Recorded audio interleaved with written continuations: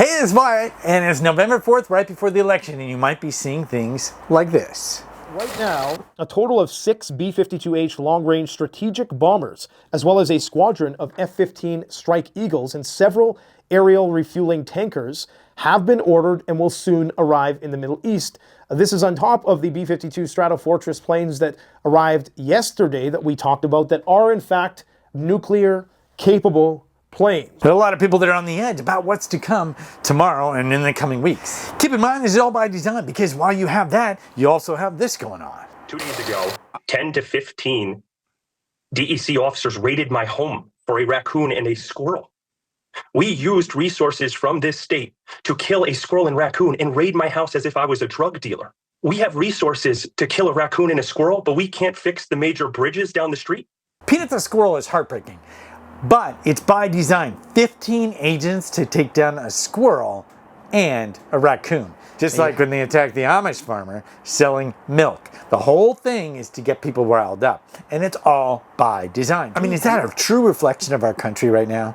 Really? There is no constitutional authority actually given to agencies to create crimes that are therefore punishable. The only ones in the United States who can create a law to put a U.S. citizen in jail or to punish them is the United States Congress. But these agencies have more laws, more criminal laws on the books than Congress has ever enacted. But it's very intentional and designed to get us outraged. Alongside that, you have people also just experiencing the real world, like this.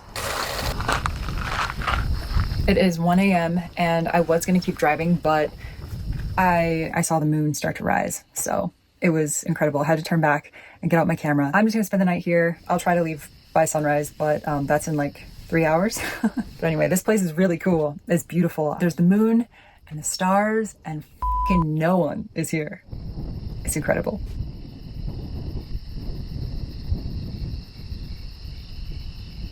I mean, this is the world we live in, where we have just a beautiful moon that we see out there that comes up each day. And that's our real world. And then you have the people that are just making all of this chaos and drama that doesn't really need to be there, honestly. And all that chaos is by design to intentionally divide us. For me, there's one thing to remember that comes from Gregg Braden.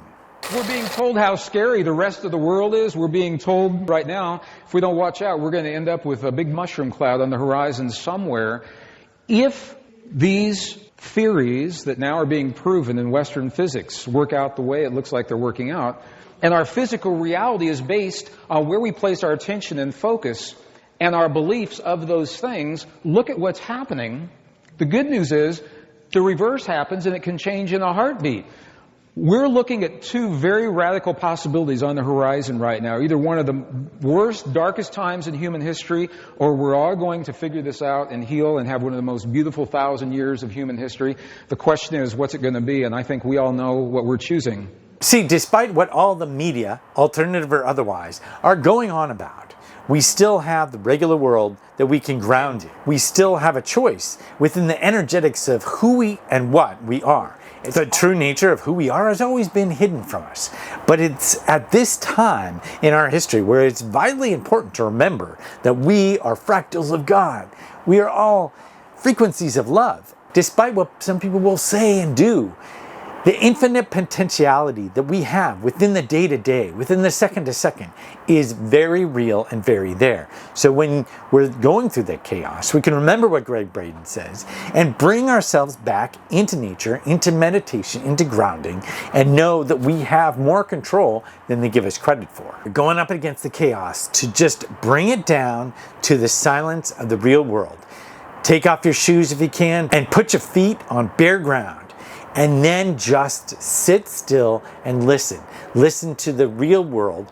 The sounds of nature are actually healing in many respects. And so the more that we can do that, especially among the chaos, the more that we'll be grounded.